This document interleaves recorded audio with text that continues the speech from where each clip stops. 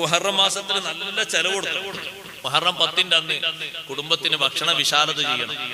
അന്ന് ഭക്ഷണ വിശാലത ചെയ്താൽ വസ്സഅല്ലാഹു അലൈഹി സായിറ സനതിഹി, ആ വർഷത്തിന്റെ ബാക്കിയുള്ള 11 മാസങ്ങളിലും അല്ലാഹു തആല ദാരിദ്ര്യം കൊടുക്കൂല, ഭക്ഷണ വിശാലത കൊടുക്കുമെന്ന് സയ്യിദുനാ റസൂലുള്ളാഹി. നമ്മൾ അതുകൊണ്ട് അമൽ ചെയ്യണം. ഇമാം ബുഖാരി തങ്ങളെ ഉസ്താദ് അമൽ ചെയ്തതുപോലെ.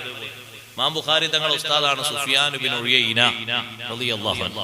മഹാനവറുകൾ പറഞ്ഞു, ഈ ഹദീസ് അനുസരിച്ച് 50 കൊല്ലം ഞാൻ പ്രവർത്തിച്ചിട്ടുണ്ട്. ഫവജത്തുഹാ കദാലിക്, 50 കൊല്ലം എനിക്ക് ദാരിദ്ര്യം എന്ന് പറയുന്ന സംഗതി തന്നെ ഉണ്ടായിട്ടില്ല.